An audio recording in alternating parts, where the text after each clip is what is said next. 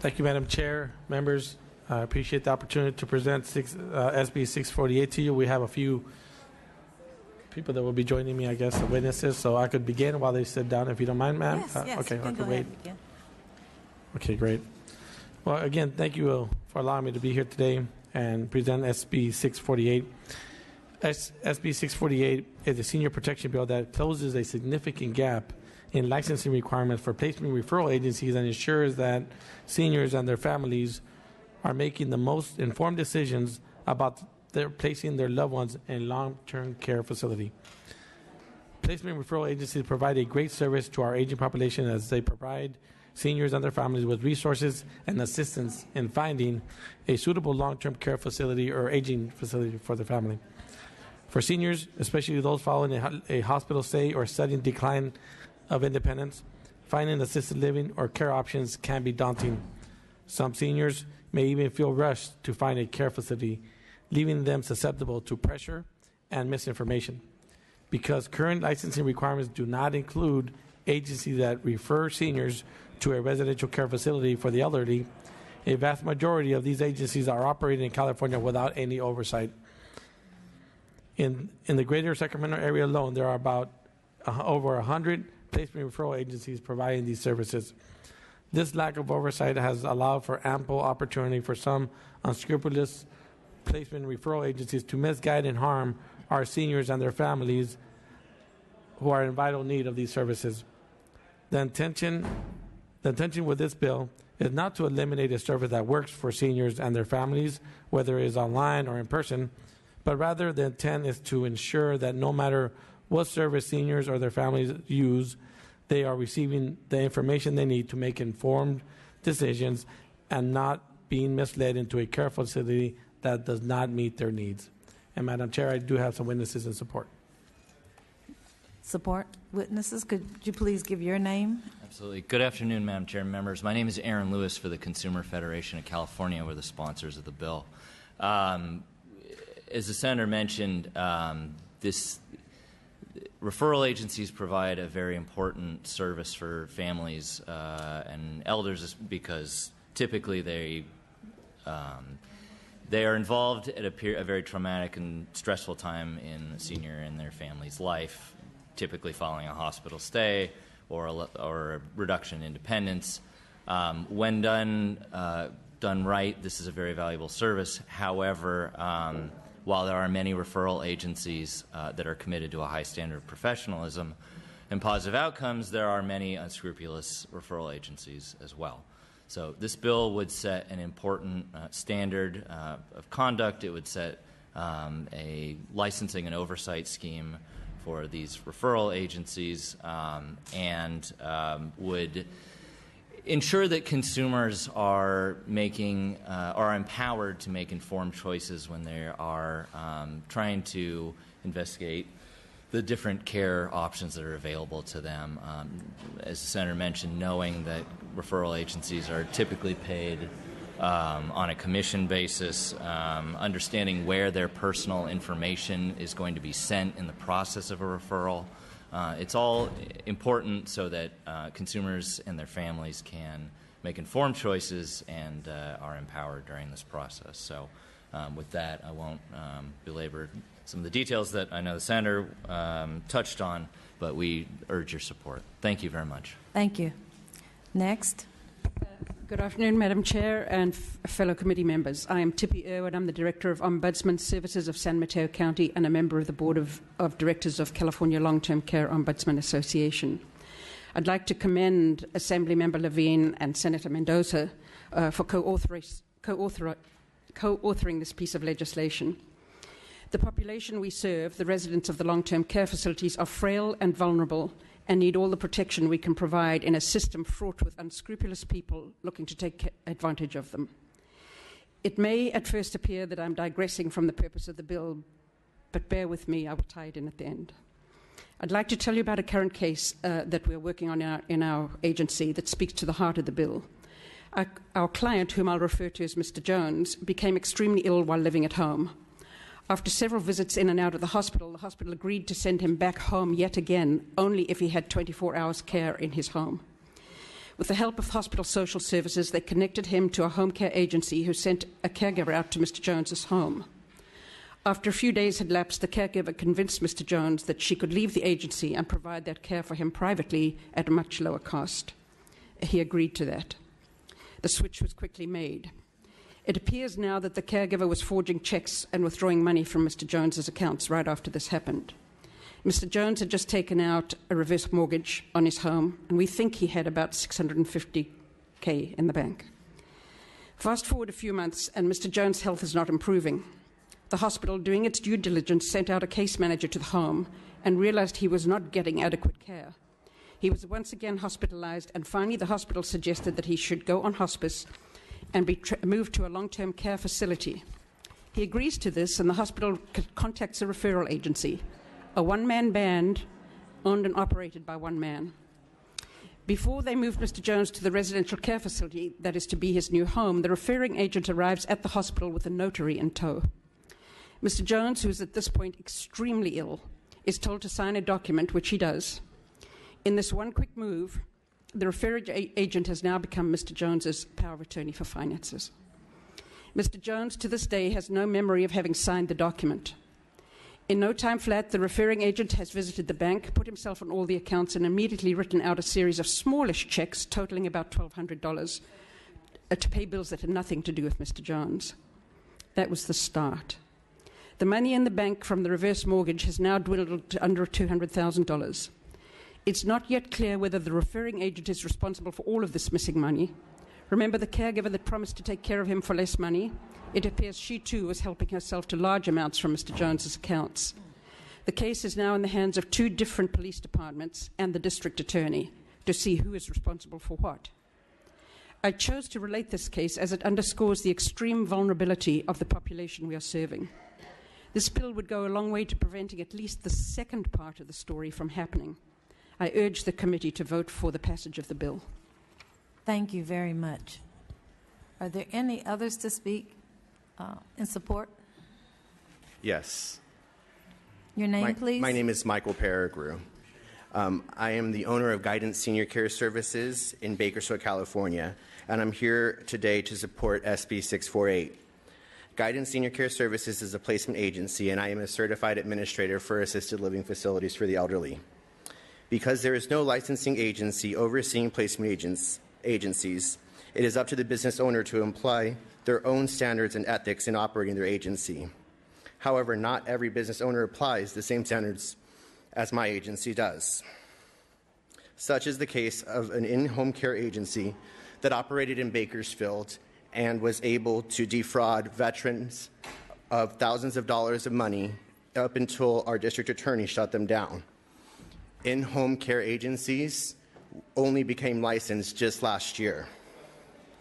I have heard and witnessed myself placement agencies that mislead families in regards to how placement agencies are compensated, charge families exorbitant fees in addition to receiving placement commissions, omit patient information vital to an appropriate placement, and also place clients without informing powers of attorney or loved ones, and also harass business owners for same-day placement services fees.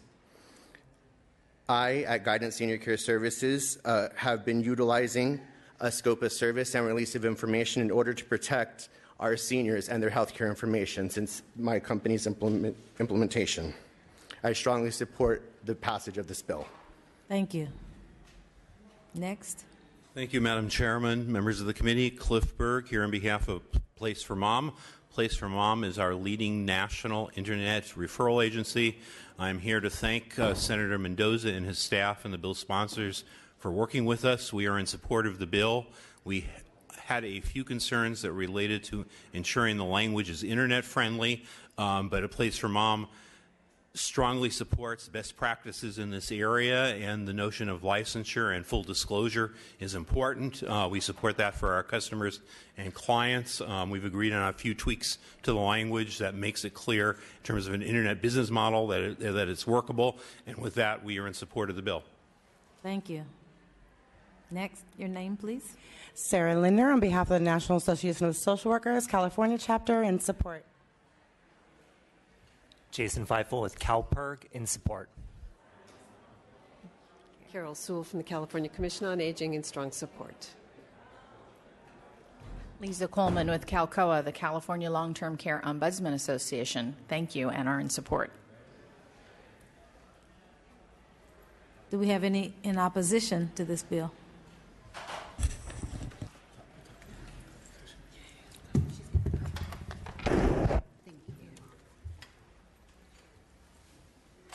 Good afternoon, Madam Chair and members. Roxanne Gould, representing 6beds.org. It's the largest association of small 6 beds or fewer family-like setting residential care facilities for the elderly.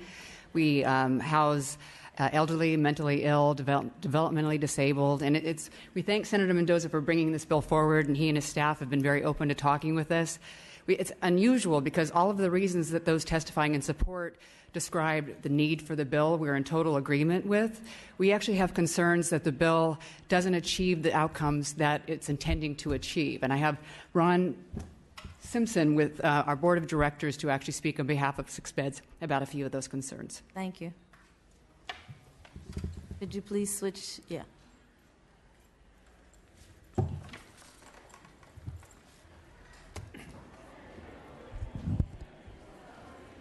Madam Chairman, thank you for hearing us, and I want to acknowledge the importance of this bill, and thank Senator Mendoza who met with us a short time ago to listen to our concerns, and I'd like to share them with you. There are 4 issues that we have concerns with that we feel are amendments that should be in the bill, that would strengthen it and would really help it accomplish what all of the issues that were just raised need to accomplish. The first is there is no requirement for training in the bill whatsoever. And there is no requirement in order for somebody to get a license as a referral agent, there is no requirement for them to undergo any training. All I have to do is check boxes on a website, including checking a box which says that I am a reputable individual, right? So we believe that there should be a requirement for training.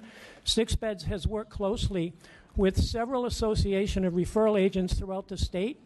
I'm going to introduce Linda Armas, who heads a group here and has communicated and has over 50 referral agents who are in support of the amendments we want to talk about. So the first is we think that there should be a requirement for anybody to get a license to be trained and have at least 40 hours of training, and then it should be repeated as it is for licensed RCFEs, residential care facilities for the elderly like myself, every 2 years. And the courses that they would take would be those courses that are approved by the Department of Social Services already. And they would also then have to get a criminal background clearance, which is not in there. It's pretty simple procedure with a fingerprint clearance. It's both a state clearance and an FBI clearance. The third issue has to do with kickbacks. One of the really very bad reputations this whole industry has, and I've been doing this going on 23 years, is that kickbacks are rampant. The social workers in the hospital may then give, instead of, they'll give a referral to a particular referral agent, and then the referral agent gets a fee. Often 100% of the first month's rent, maybe 20% of that goes back to the social worker in the hospital. I've had physicians ask me, how much do you give for referral fee? I mean, in the last 2 weeks, I've talked with 3 nurses who work in hospice agencies and a physician in my home just about this particular issue. And they're telling me that it's rampant in the industry. They know more about it than I, but I've heard it, I mean, since I've been starting. There's nothing in the bill that makes that illegal. There is something in the bill that says it's illegal to give tips. So, for example, if a referral agent takes somebody through my house, I couldn't slip them a couple $100 bills in the palm of their hand in hopes that they would influence that family to come to me instead of the other 3 people they're showing the homes to. That's in the bill. But there's nothing that prevents any kickbacks to any of the people working in the medical field whose job it is to take care of this. And so what happens is that the referrals are made based on somebody's priority to get a referral fee, not on finding what's best for the elderly. And that's why 6 Beds has a problem with this. And the fourth issue is one that we've had some pretty good and candid discussions with Senator Mendoza, and we have some flexibility on because he has some strong feelings about it. But there is a requirement in the bill for referral agents to get documented approval before they can share information about the individual with homes like myself. So the referral agent talks on the phone for 20 minutes, for 60 minutes. They learn that the person has diabetes. They learn that they have kidney failure and have to go to dialysis twice a week. They learn that they have cardiac issues. They learn that they have to be taken for a blood transfusion twice a month. But they're not allowed to share that with the person that they're trying to find out if this is the right home until they get some documentation, either in writing or a recording over the phone. So, and sometimes the social worker will call and say, so-and-so is being discharged. You need to help find a home for this person. And by the way, they're going to be discharged in 2 days. So that's a concern we have right now. But on that fourth issue, I know Senator Mendoza has some strong feelings, and we're flexible and would like to work on that issue.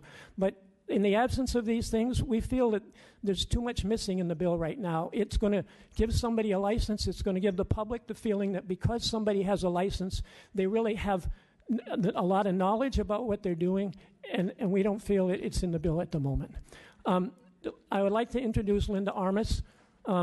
She's the head of a referral group who I've worked with for months, and I would like to say just what respect this lady has in Orange County, to the point where she was just given a Lifetime Achievement Award by the Orange County Supervisors just in the last couple of weeks. Thank you. You bet. Thank you very much. It's an honor to be here, and I do want to express my admiration and my thanks to Senator Mendoza, because I'm representing Southern California Association of Senior Referral Agencies. I have a list of 50 reputable senior referral agencies, all of whom are in favor of licensing. We're in favor of what is in this bill. Our concerns are, we think that because we are representing frail, vulnerable seniors, that there should be a higher standard required than what's currently in there.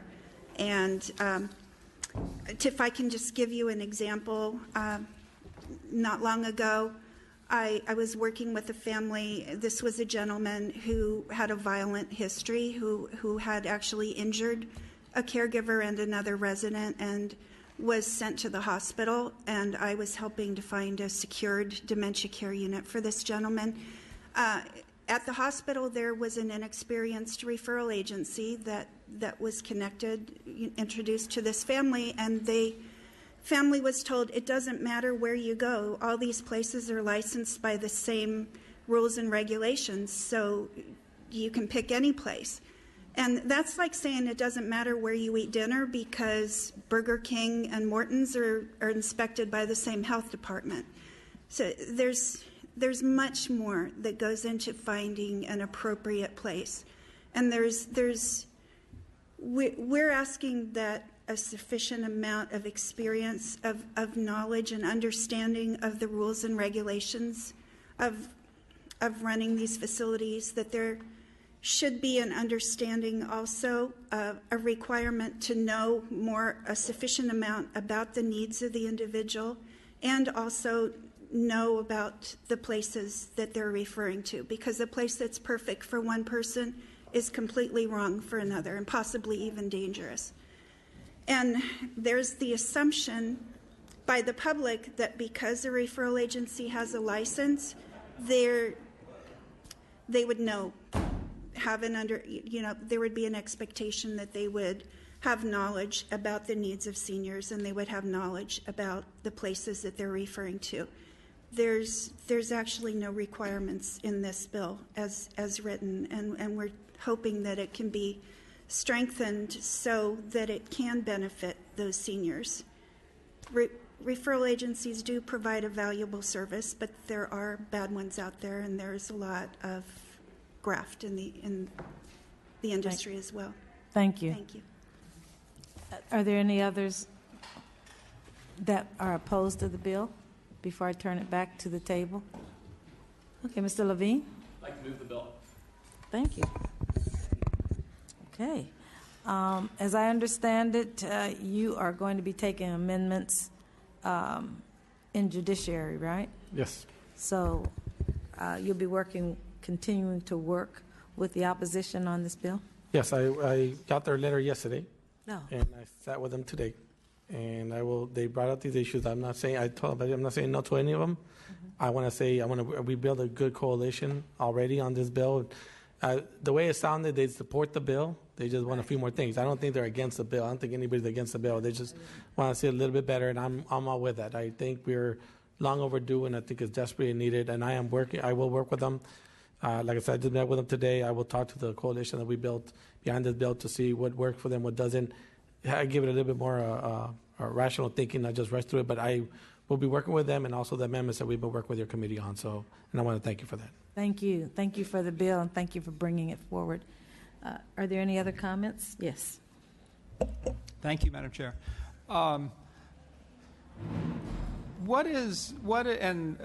You can obviously bring in your witnesses on this as well. What is current practice in the industry, and what is the current regulatory framework around the payment of referral sources by the facilities themselves? Well, you have the online version and you have the brick and mortar version, so there's going to be a different one. But I'm not sure if we have somebody from 6. Oh, you're in the front. You come up, step forward. He does this out of Bakersfield, so he would actually have a good. Because it varies. It does vary. It's up to the agency to go and get contracts with the assisted living facilities to bring them clients. So as far as any regulatory, there isn't anything right now. People like myself take it upon themselves to go and get certified as an administrator to understand what's a prohibited condition or a restricted condition for assisted living. So it's up to the agency to put in their own ethics and standards.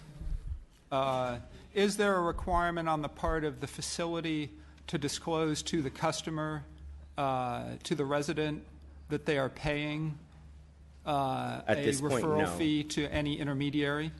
At this point, no. But again, if the agency takes it upon themselves, they disclose that up front, which I do. And that's not in the bill either. The requirement to disclose referral fees? Yes. Is that okay? So that is in the bill. That is part of the bill. Yeah, that's the basis for his bill. Were you going to add? I was just going to state more generally that the only regulatory apparatus involved is with regard to when referral agencies refer to skilled nursing facilities, but the vast majority of elder care facilities are not regulated. So referrals to RCFEs are not encompassed within the Department of Public Health's regulatory scheme. Okay, thank you. And any other comments? Okay. Well, I thank you so much for bringing this forward. I think it's a good bill. I will be supporting it. And if you will call the roll. Brown. Aye. Brown, aye. Hadley. Not voting. Hadley, not voting. Dolly. No.